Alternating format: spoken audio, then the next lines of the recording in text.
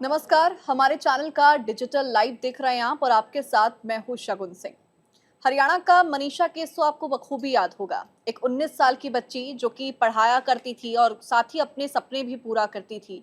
लेकिन इसी बीच में एक खबर सामने आई कि मनीषा अब हमारे बीच में नहीं रही। लेकिन सबसे बड़ा एंगल इसमें ये रहा कि मनीषा का किसी ने मर्डर किया है या फिर मनीषा ने सुसाइड किया है। अब इसी बीच में एक और इसमें कॉन्सेप्ट सामने आया, एक और एंगल सामने आया है कि मनीषा ट्रैवल कैसे करती थी, क्योंकि जिस बस से मनीषा ट्रैवल करती थी उसको लेकर एक बड़ा चौंकाने वाला खुलासा हुआ है, जिसको लेकर अब कई तरह के सवाल खड़े हो रहे हैं। क्योंकि वो नर्सिंग कॉलेज जो अभी तक इस पूरे मामले में पीछे हटता हुआ नजर आ रहा था, उसका साफ तौर पर यह कहना था कि मनीषा के मर्डर केस में या फिर मनीषा के सुसाइड केस में, दोनों में से कोई भी केस हो, उसमें से किसी से भी इस कॉलेज का लेना देना नहीं है। लेकिन ये बात हम बखूबी जानते हैं कि मनीषा उस कॉलेज में पढ़ना चाहती थी और वहां पर एडमिशन के लिए भी गई थी।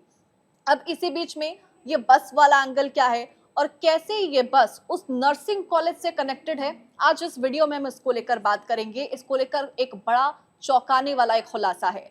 दरअसल मनीषा भिवानी की थी, 19 साल की थी, स्कूल टीचर थी, प्ले स्कूल में पढ़ाती थी। लेकिन जब वो ट्रैवल करती थी तो वो नर्सिंग कॉलेज की बस का इस्तेमाल करती थी। अब सवाल ये कि मनीषा नर्सिंग कॉलेज में पढ़ती तो नहीं थी, तो ऐसे कैसे कोई भी किसी भी कॉलेज की बस का इस्तेमाल कर सकता है? क्योंकि आपने आम तौर पर यही देखा होगा, कोई सी भी कॉलेज बस होती है तो उस कॉलेज के या तो कर्मचारी उसका इस्तेमाल करते हैं जो उसमें पढ़ाते हैं, या फिर जो उसमें पढ़ने के लिए जाते हैं वो ही उस बस का इस्तेमाल करते हैं। तो मनीषा तो प्ले स्कूल में पढ़ाती थी, तो एक प्ले स्कूल में पढ़ाने वाली लड़की, एक शिक्षिका, कैसे किसी नर्सिंग कॉलेज के बस का इस्तेमाल आने जाने के लिए करती है? एक साइड का नहीं बल्कि दोनों साइड ट्रैवल वो उसी बस से करती है। तो क्या नर्सिंग कॉलेज को इस बात की खबर नहीं थी? सबसे बड़ा सवाल यहाँ पर ये खड़ा होता है। सबसे पहले पहले वाले सवाल का हम यहाँ पर जवाब जानने की कोशिश करेंगे, क्योंकि प्ले स्कूल संचालक ने इसका बड़ा जवाब भी दिया। इस पूरे मुद्दे को लेकर उन्होंने बड़ा खुलासा किया।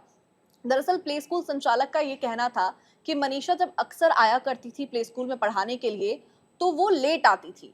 अब एक दिन प्ले स्कूल संचालक ने मनीषा से इसको लेकर सवाल कर लिया कि तुम रोज क्यों लेट हो जाती हो, क्योंकि स्कूल का टाइम जब सुबह जल्दी शुरू हो जाता है तो ऐसे में अगर टीचर ही स्कूल के अंदर लेट आए तो काफी ज्यादा प्रभावित हो जाते हैं बच्चे, और पूरा क्लासेस प्रभावित होती हैं, अफेक्टेड हो जाती हैं। तो ऐसे में मनीषा का इसको लेकर ये जवाब था कि प्ले स्कूल तक आने के लिए उसको 2 बसेस चेंज करनी पड़ती है। 2 बस में ट्रैवल करके तब वो प्ले स्कूल पहुँच पाती है, और सेम उसका वही था कि प्ले स्कूल से घर तक जाने के लिए उसको 2 बसें इस्तेमाल करनी पड़ती है, तब जाके वो अपना आना-जाना कर पाती है। अब क्योंकि मनीषा के गाँव से लेकर मनीषा के प्ले स्कूल तक, जहाँ पे वो पढ़ाने के लिए जाती थी, दोनों में से कहीं पर भी कोई डायरेक्ट कनेक्टिविटी नहीं थी ट्रांसपोर्ट की, और यही वजह थी कि मनीषा रोज स्कूल के लिए लगभग लेट हो जाती थी। अब इसको लेकर प्ले स्कूल संचालक ने एक आइडिया लगाया, एक उनको ख्याल आया कि नर्सिंग कॉलेज की जो बस है वो डायरेक्ट मनीषा के घर तक जाती है। अब डायरेक्ट मनीषा के घर तक जाएगी तो ऑफ कोर्स वो स्कूल रोज टाइम पे पहुंच पाएगी। तो इसीलिए प्ले स्कूल संचालक ने उस नर्सिंग कॉलेज से बातचीत करी कि हमारे यहाँ की एक टीचर है जो कि उसी गांव से आती है जहां पर आपकी बस भी जाती है कॉलेज की, तो आप प्लीज उसको भी अपनी बस में आने जाने के लिए अलावेंस दे दें। तो ऐसे सफर शुरू हुआ मनीषा के आने जाने का, प्ले स्कूल से लेकर अपने घर तक और घर से लेकर प्ले स्कूल तक।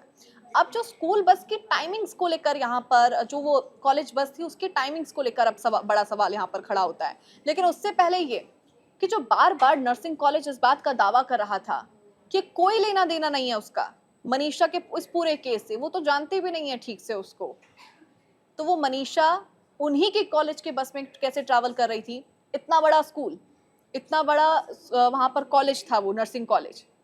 अब नर्सिंग कॉलेज में कोई अननोन उनकी बस में आके ट्रैवल करता है, तो क्या उनको इस बात की भनक नहीं थी? ये सबसे बड़ा सवाल है जिसका जवाब अभी तक नहीं मिल पाया है, और अब इस जवाब की तलाश सभी को है। मनीषा के घर वालों को लेकर, मनीषा के लिए जो न्याय की मांग कर रहे हैं, सबको इस सवाल का जवाब चाहिए। उसके बाद अब एक और बात यहाँ पर कि 11 तारीख को क्या मनीषा ने उस बस में ट्रैवल किया था? तो इसका जवाब है हाँ। मनीषा ने 11 अगस्त को भी उस बस का इस्तेमाल किया था, लेकिन जाते समय मनीषा उस बस की तरफ जाती हुई दिखी, कॉलेज की तरफ जाती हुई दिखी, लेकिन मनीषा कभी अपने घर नहीं लौट पाई। अब देखिए, ड्राइवर ने मनीषा के पापा को इस बारे में बताया था कि मनीषा आई जरूर थी लेकिन गई नहीं इस बारे में। और जब सीसीटीवी फुटेज इसको लेकर चेक किया गया था तो मनीषा जाती हुई नजर आई थी नर्सिंग होम की तरफ।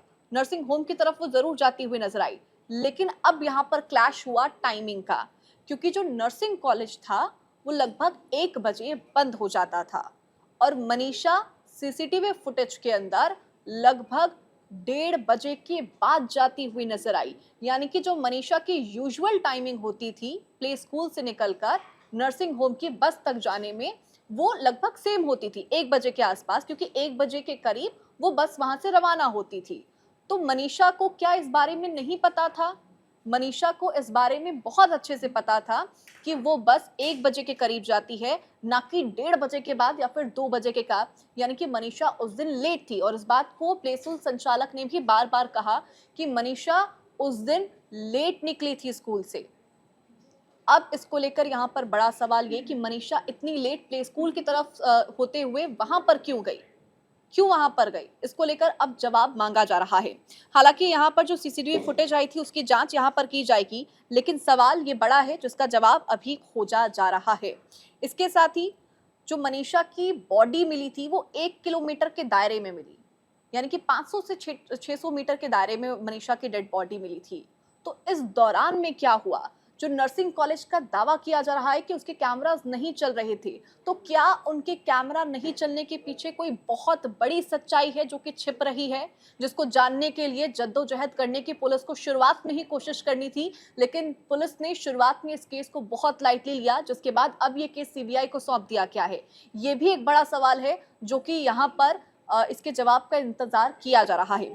उसके बाद सुसाइड नोट का यहाँ पर जिक्र किया गया, ये भी एक और बड़ा खुलासा कि जो सुसाइड नोट का दावा यहाँ पर किया गया था कि मनीषा के बैग में से मिला, अब प्ले स्कूल संचालक ने इसको लेकर एक और बड़ा खुलासा किया था। स्कूल की तरफ से खुलासा किया गया कि जो सुसाइड नोट था वो पेज स्कूल में मिलता ही नहीं है। तो मनीषा का हाव भाव था वो उस दिन बहुत सामान्य था। मनीषा रोज की तरह स्कूल आई, पढ़ाया, बिल्कुल नॉर्मल थी मनीषा।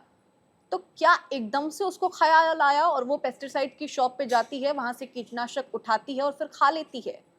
ये बड़ा सवाल उनके घर वालों की तरफ से उठाया गया। उसके बाद अब सीबीआई तो इस मामले की जांच कर रही है, लेकिन मनीषा के दादा ने एक और बात यहाँ पर कही थी कि मनीषा ने पहले ही इन्फॉर्म कर दिया था कि आज वो लेट होगी और आज वो उस बस से ट्रैवल नहीं करेगी, यानी कि वो वापस अपने गांव उस बस से नहीं जाएगी। अब इसको लेकर भी जवाब मांगे जा रहे हैं, क्योंकि नर्सिंग कॉलेज का जो कैमरा था वो तो खराब था। अब जब पुलिस को सबूत नहीं मिल पाए तो सीबीआई जांच में जब सीसीटीवी फुटेजेस को यहाँ पर निकाला जाएगा, लेकिन सीसीटीवी तो काम ही नहीं करते हैं, तो ऐसे में कैसे पता लगेगा कि उस 500 से 600 मीटर के दायरे में क्या हुआ? क्योंकि इस केस में जितना और समय लगेगा, जो आरोपी है, जो अभी तक कहा जा रहा है कि मनीषा का मर्डर हुआ है, तो जो आरोपी है अगर सच में मर्डर हुआ है तो उसको बहुत समय मिलेगा तो सारे सबूतों को मिटाने के लिए और खुद का बचाव करने के लिए, जो कि मनीषा के घर वालों की तरफ से बार बार बात कही जा रही है। और इसीलिए सीबीआई जांच की यहाँ पर मांग की गई थी। हालांकि जो पोस्टमार्टम रिपोर्ट सामने आई तीनों, उसके अंदर यही हुआ कि मनीषा के पेट में से कीटनाशक मिला है। ऐसे में दावा यही किया गया शुरुआत से लेकर अभी तक कि मनीषा ने सुसाइड किया है, जिसको लेकर परिवार वाले हमेशा खंडन करते हुए आए हैं कि मनीषा एक बहुत मजबूत लड़की थी, वो कभी सुसाइड नहीं कर सकती है। बहरहाल जो हरियाणा के पूर्व मुख्यमंत्री हैं मनोहर लाल खट्टर, उनका भी इसको लेकर बयान सामने आया था कि इस पूरे केस के पीछे किसी लोकल का हाथ हो सकता है।